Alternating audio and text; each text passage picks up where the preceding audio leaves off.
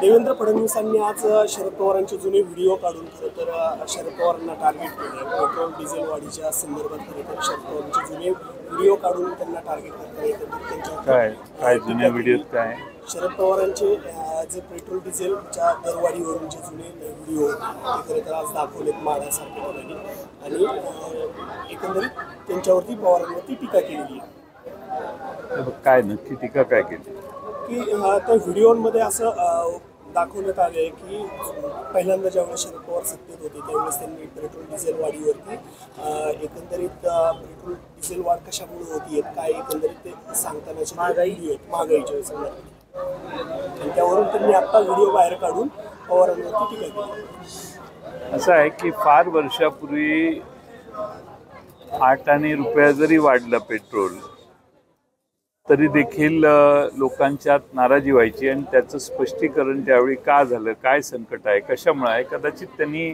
स्पष्टीकरण त्यावेळी दिलं असेल। हे राज्यकर्ते 60 रुपयाचं पेट्रोल 105 रुपये झालं तरी ह्याच्यावर बोलत नाहीत, त्यांना बोलायला तोंड नाही। या देशात सगळ्यात मोठी फसवणूक या देशातल्या ग्राहकांची पेट्रोल डिझेल गॅसच्या दरवाढीनं झाली। त्याचं स्पष्टीकरण काय? देवेंद्र फडणवीसांनी जुने व्हिडिओ काढण्यापेक्षा आत्ता त्यांनी सांगावं की काय या देशातल्या जनतेला 105 रुपयाचं पेट्रोल तुम्ही विकताय, 98 रुपयाचं डिझेल विकताय, 1200 रुपयाचा गॅस विकताय, याचा खुलासा करा। आता 20 वर्षापूर्वी काय झालं आणि 15 वर्षापूर्वी काय झालं हे सांगून त्यांचे जुने व्हिडिओ आमच्याकडेही आहेत। त्या महिला मंत्री केंद्रीय होत्या, त्यांनी स्मृती इराणी यांनी केलेली आंदोलनं, ही सगळ्या जुने त्या काळात असं आहे की आज त्यांना त्यावेळी 60 रुपयाचं 61 रुपये 62 रुपये डिझेल पेट्रोल झालं तरी त्यावेळी आंदोलनं व्हायची। त्याचं बाबतीत काही मार्ग निघावा हाच शरद पवार साहेबांनी आम्हाला नेहमी मार्ग दाखवलेला आहे। पण आज मात्र देशातलं सरकार आणि महाराष्ट्रातलं सरकार पेट्रोल डिझेल गॅसच्या दरवाढीबद्दल काहीही करत नाही आणि आता मतं मागताना लोक त्यांना दाद देत नाहीत। या सगळ्या महागाईला जबाबदार भारतीय जनता पक्षाला धरतायत, हीच त्यांची मोठी अडचण आहे आणि म्हणून त्यांनी आता हे जुने व्हिडिओ काढून संशोधन करायला सुरुवात केलेली आहे, पण त्याला फार उशीर झाला आहे। खरं तर आता अजित पवार यांची टीव्हीला मुलाखत झाली, त्याच्यामध्ये अजितदादांनी म्हटलं की पुढील 4-5 वर्षात तुम्हाला समजेल की राष्ट्रवादी सूत्र कोणाकडे जात आहे। कुठल्या राष्ट्रवादी सूत्र कोणाच्या हाती जातात, म्हणजे सुप्रिया सुळेंच्या हातात जातात की अजितदादांच्या हातात जातात, हे तुम्हाला 4 ते 5 वर्षात समजेल। 4-5 वर्ष 4-5 वर्षाला टाईम फार आहे। 4 महिन्यात 6 महिन्यात ज्या गोष्टी होणार आहेत त्याची सूत्र शरद पवार साहेबांच्याच हातात आहेत आणि ते या देशात राष्ट्रवादी शरदचंद्र पवार पक्षाचं भवितव्य पवार साहेबच ठरवतात। महाराष्ट्रातल्या लाखो कार्यकर्त्यांना त्यांच्यावर प्रचंड विश्वास आहे आणि म्हणून तर आज राष्ट्रवादीच्या सर्व ठिकाणी अतिशय प्रभावीपणाने काम चाललंय। खरं तर किरीट सोमय्या म्हणतात की आम्ही आरोप केलेले जे नेते आहेत ते आमच्यासोबत आलेत, मात्र त्यांना आता पश्चाताप होतो। कुणाला? किरीट सोमय्या असं म्हणतात की जे नेते ज्यांच्यावरती आम्ही आरोप केले पश्चाताप कुणाला होतो? जे आमच्याकडे आलेत, जे नेते आमच्याकडे आले त्यांना पश्चाताप, भाजपमध्ये आले, भाजपमध्ये जे आले त्यांना पश्चाताप होतोय, ही आतली माहिती आहे। आतली माहिती त्यांनी सांगितली याबद्दल त्यांचे आभार। पश्चाताप होतोय हे किरीट सोमय्या बोलतात की आम्ही त्यांच्यावरती आरोप केल्यानंतर ते आमच्या सोबत आले, मात्र त्यांना आता पश्चाताप होतो। कुणाला? त्यांना म्हणजे कुणाला? जे नेते भाजपमध्ये आले त्यांना भाजप बरोबर सोबत आले हे काय महाराष्ट्राला माहित नव्हतं, पण आता जसं जसं जनतेमध्ये त्यांना प्रतिसाद मिळत नाही, उलट भारतीय जनता पक्षालाही त्याचा तोटा झाला। त्यामुळं किरीट सोमय्यांनी आपली माहिती सांगितलेली आहे की ह्या सगळे जे गेलेले आहेत त्यांना आगीतून उठून फुफाट्यात पडल्यासारखं वाटतंय। आता हे त्यांना लोकांचा प्रतिसादच नाही ना। तर अजित पवारांवरती भाजपनं शिखर घोटाळ्याचे आरोप केले, त्याच्यानंतर कुठेतरी राजकीय डाग अजित पवारांवरती लागला, मात्र आता त्याचे कोणत्या प्रकारचे पुरावे सध्या तांत्रिक सापडत नाही। कुठे सापडत नाही? त्याचे शिखर घोटाळ्याचे पुरावे म्हणजे क्लीन चिट दिले त्यांना, शिखर बँकेचे पुरावे। नाही, आता मी मागेही सांगितलं की लोकांची दिशाभूल ज्यावेळी 14 साली भारतीय जनता पक्ष सत्तेवर आला त्यावेळी काँग्रेसची तेव्हा मनमोहन सिंगांचं सरकार होतं, त्या राजवटीत अनेक खोटेनाटे आरोप केले आणि देशात जनतेचा दिशाभूल केली आणि त्यांनी सत्ता मिळवली। मागच्या काळात देखील हेच उद्योग यांनी केलेले आहेत। खरं तर ही जी लढाई आहे शरद पवारांच्या घरची लढाई आहे, कारण की राष्ट्रवादीमध्ये नक्की कोण श्रेष्ठ, म्हणजे अजित पवारांची राष्ट्रवादी की सुप्रिया सुळेंची, हीच लढाई सध्या या ठिकाणी पाहायला मिळते. असं कोण म्हणतं? अशीच पाहायला मिळते लढाई सध्या, कारण पवारांच्या घरांची लढाई नाही. शरद पवार साहेबांच्या घरातली लढाई नाही आहे.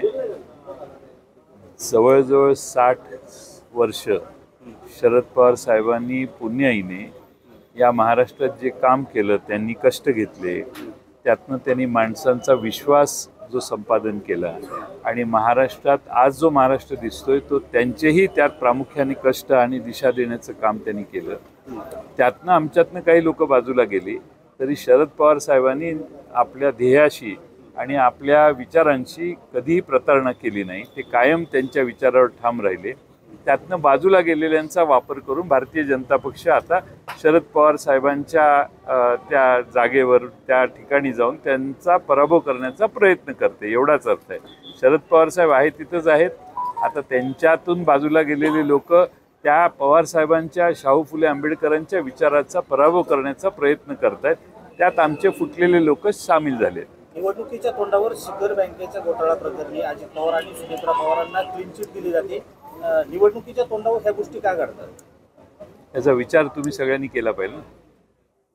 आपल्याला हे विचाराला खाद्य दिलेलं आहे भारतीय जनता पक्षाने. राष्ट्रवादी शरद पवार गटाला नक्की निवडणूक आयोग घेरण्याचा प्रयत्न करते, कारण तुतारी हे चिन्ह खरं तर अनेक उमेदवारांना दिलेलं पाहायला मिळतं. कारण ते चिन्ह राष्ट्रवादीचे जिथे उमेदवार आहेत तिथेच बऱ्यापैकी तुतारी वाजवणारा पुरुष, तुतारी वाजवणारा माणूस हे चिन्ह आमचं आहे. बाकी ट्रम्पेट वगैरे आहे, त्याचा आकार वेगळा आहे, त्याच्या बाबतीत काही फार अंतर आहे त्याच्यात. त्यामुळे तुतारी खर बँकेचे पुरावे.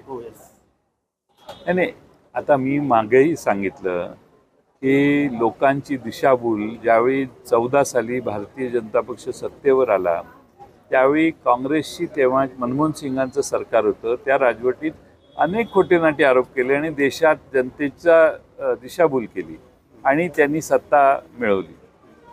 मागच्या काळात देखील हेच उद्योग यांनी केलेले आहेत. खरं तर ही जी लढाई आहे शरद पवारांच्या घरची लढाई आहे, कारण की राष्ट्रवादीमध्ये नक्की कोण श्रेष्ठ, म्हणजे अजित पवारांची राष्ट्रवादी की सुप्रिया सुळेंची, हीच लढाई सध्या या ठिकाणी पाहायला मिळते. असं कोण म्हणतं?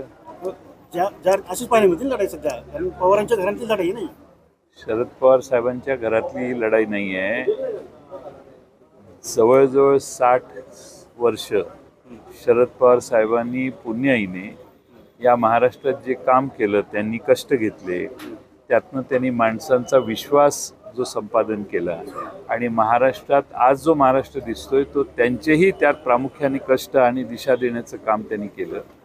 त्यातनं आमच्यातनं काही लोक बाजूला गेली तरी शरद पवार साहेबांनी आपल्या ध्येयाशी आणि आपल्या विचारांशी कधीही प्रतारणा केली नाही. ते कायम त्यांच्या विचारावर ठाम राहिले. त्यातनं बाजूला गेलेल्यांचा वापर करून भारतीय जनता पक्ष आता शरद पवार साहेबांच्या त्या जागेवर त्या ठिकाणी जाऊन त्यांचा पराभव करण्याचा प्रयत्न करते, एवढाच अर्थ आहे. शरद पवार साहेब आहेत तिथंच आहेत. आता त्यांच्यातून बाजूला गेलेले लोक त्या पवार साहेबांच्या, शाहू फुले आंबेडकरांच्या विचाराचा पराभव करण्याचा प्रयत्न करत आहेत.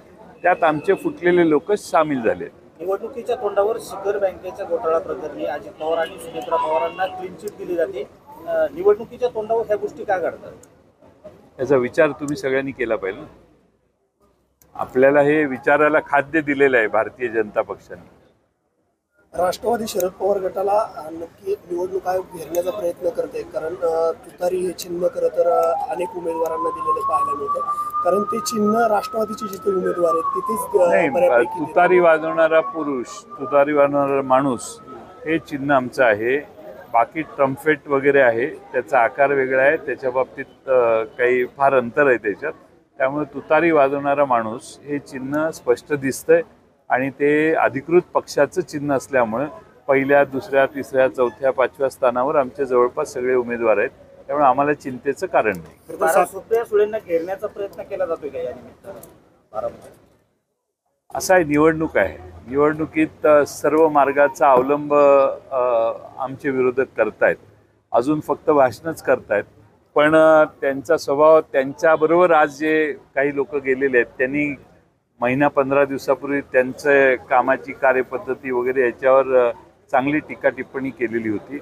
आता सुप्रियाताईंनी गेले 15 वर्ष त्या लोकसभा मतदारसंघाचं प्रतिनिधित्व करताना देशात बारामती लोकसभा मतदारसंघाचं नाव उंचावले. प्रभावीपणाने संसदेत त्यांनी लोकांचं प्रतिनिधी म्हणून काम केले आणि नुसत्या बारामती लोकसभा मतदारसंघातच नाही तर देशातल्या अनेक प्रश्नांवर त्या बोलतात. अमोल कोल्हे डॉक्टर जे आहेत त्यांनी अनेक प्रश्नांवर देशात सरकारचे कान उघडणी केलेली आहे. असे प्रभावी वक्ते ज्यावेळी लोकसभेत जातात चांगलं खासदार होऊन त्यावेळी त्यांना विरोध करण्याचा प्रयत्न हा होणं स्वाभाविक आहे, आम्ही समजू शकतो. पण लोकांचा प्रतिसाद या दोघांच्याही कामाला प्रचंड आहे. खडकवासलामध्ये अजित पवार आज म्हटले की मी पालकमंत्री आहे या जिल्ह्याचा, माझ्या बायकोला मतदान करा. हा मग ते त्यांचा प्रचारच करतात ना. ते कोणत्या दुसरा कोणत्या शब्दात करायचं ते? निधी पण मी जास्त देईल असं खरं तर ते बोलले. खरं म्हणजे आचारसंहितेत असं बोलणं हे आचारसंहितेचा भंग आहे आणि असं तुम्ही मतदान करा मग आम्ही तुम्हाला अमकं करतो तमकं करतो हे कोड ऑफ कंडक्ट चालू झाल्यावर बोलणं हे संयुक्त आहे असं मला योग्य आहे असं मला वाटत नाही. अजितदादांबरोबर तुम्ही काम केले, आता दादांची भाषणं आणि ज्या पद्धतीने आव्हान केलं जाते, खरंच दादांचा हा स्वभाव आहे का? ते प्रचाराचं काम करतायत. त्यांच्या स्वभाव म्हणजे अशीच भाषणं ते करतात मला वाटतं.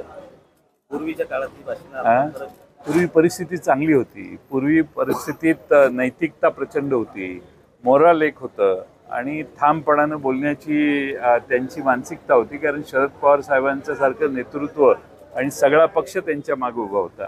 आज तशी परिस्थिती राहिलेली नाही. बदलत्या परिस्थितीत भाषणाचा शब्द, भाषणाची भाषा, भाषणाचा टोन हा बदलत असतो.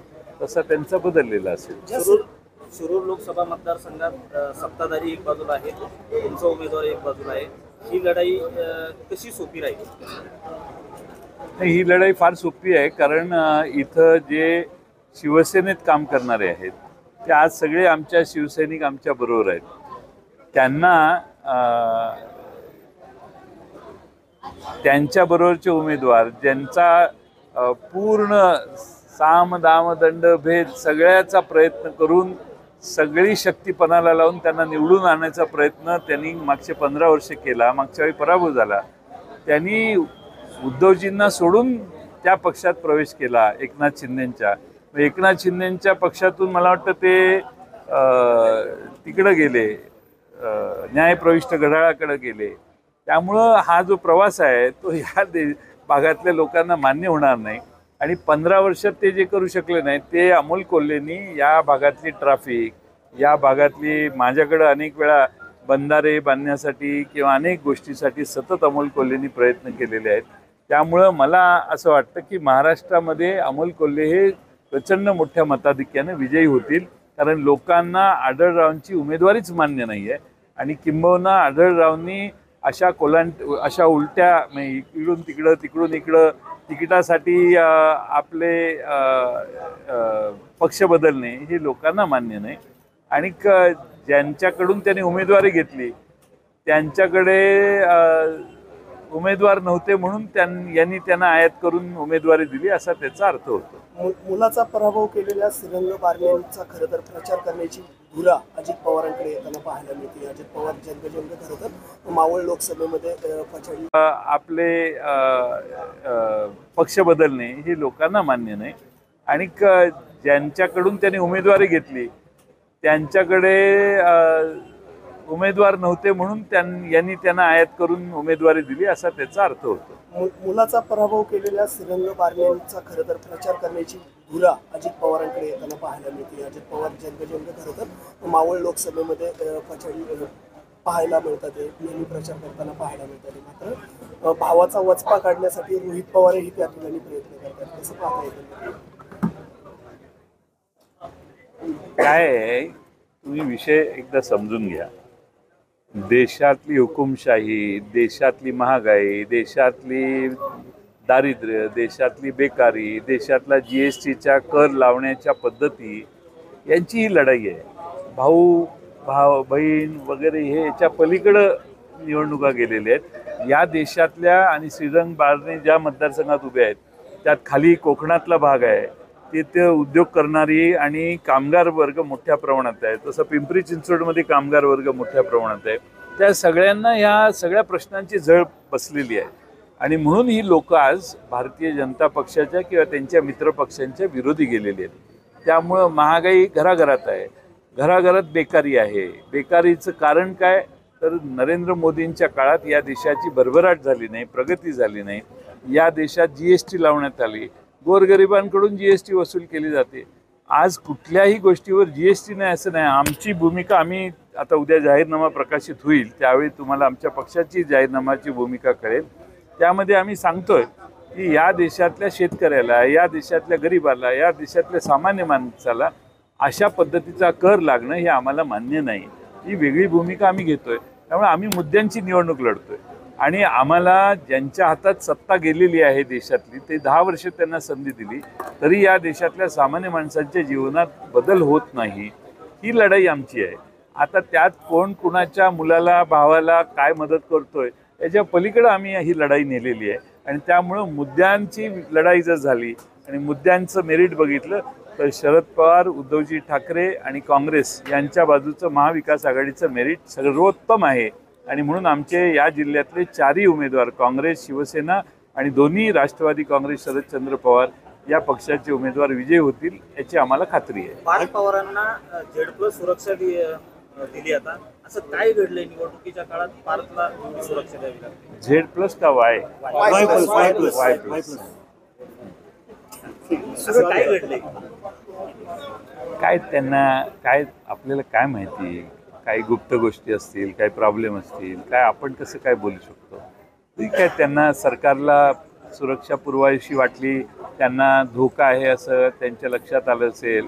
आता तो स्वकीयांपासून आहे का परकीयांपासून आहे हा प्रश्न तपशिलाचा भाग आहे. पण त्यांना संरक्षण दिलं याबद्दल मी महाराष्ट्राच्या गृहमंत्र्यांचा आभार मानतो की आमच्या जुन्या कलिगच्या मुलाला त्यांनी प्रोटेक्शन दिलं. मात्र त्यांच्या गेल्या काही दिवसांच्या भेटीगाठी जर पाहिल्या तर अनेक गुन्हेगार लोकांशी त्यांच्या पार्थ पवारांच्या भेटीगाठी आहेत, त्यामुळे तर ही सुरक्षा दिली नाही.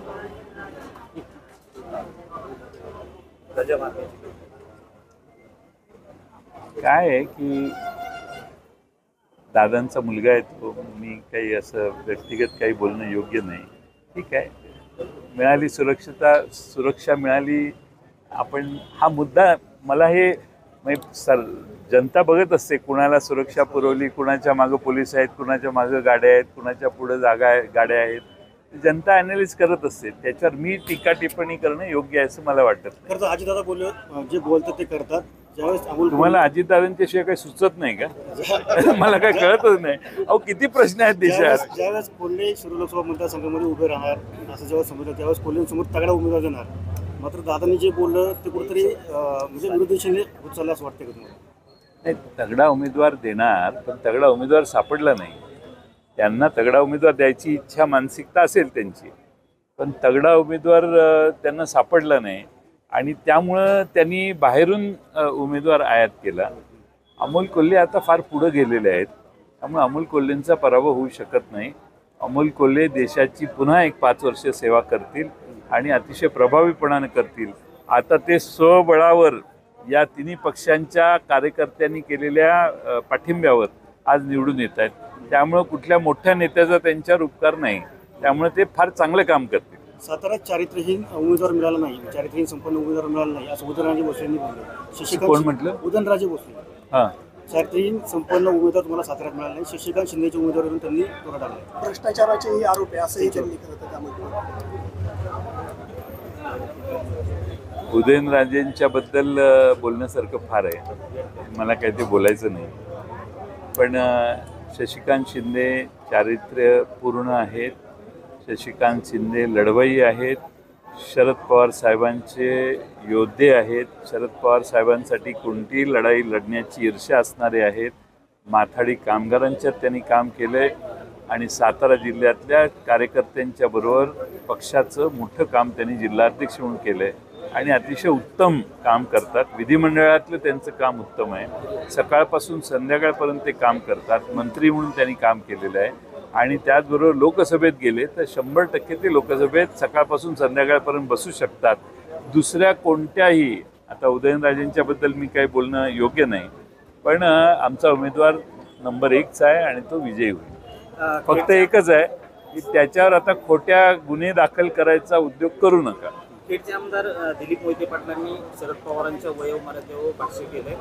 पवार साहेबांची वयोमर्यादा पाहता पुढच्या काळात अजित पवारच जिल्ह्याची सूत्र सांभाळतील. तेव्हा पुन्हा एकदा पवार साहेबांच्या वयावर बोललं जातंय आणि मतदान मागितलं. असं आहे की पवार साहेबांच्या वयाला बघून जर कोणी पवार साहेबांना सोडून गेलं असेल तर त्यांच्या इतके ते दुर्दैवी कोणी नाहीत. त्यांना अशी अवदसा का आठवली. शरद पवार साहेब हे 90 पार करतील आणि आपण हा मुद्दा मला हे जनता बघत असते, कुणाला सुरक्षा पुरवली, कुणाच्या मागं पोलीस आहेत, कुणाच्या मागं गाड्या आहेत, कुणाच्या पुढं गाड्या आहेत. जनता ॲनालिस करत असते. त्याच्यावर मी टीका टिप्पणी करणं योग्य आहे असं मला वाटत नाही. खरं तर अजितदादा बोलले जे बोलतात ते करतात. ज्यावेळेस अमोल तुम्हाला अजितदादांच्याशिवाय काही सुचत नाही का? मला काही कळतच नाही. अहो किती प्रश्न आहेत देशात. ज्यावेळेस कोल्हे शिरूर लोकसभा मतदारसंघामध्ये उभे राहणार असं जेव्हा समजलं त्यावेळेस कोल्हेंसमोर तगडा उमेदवार देणार.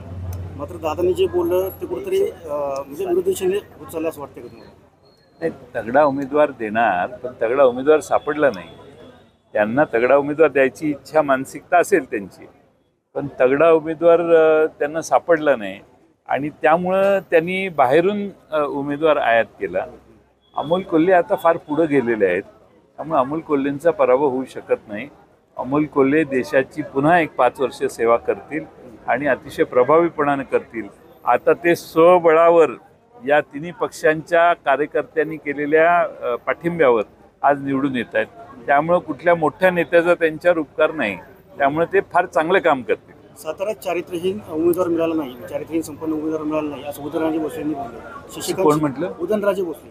हां, चारित्र्यहीन संपन्न उमेदवार तुम्हाला साताऱ्यात मिळाला नाही. शशिकांत शिंदेच्या उमेदवारीवरून त्यांनी तोडा टाकला. भ्रष्टाचाराचेही आरोप आहे असंही त्यांनी खरं तर त्यामध्ये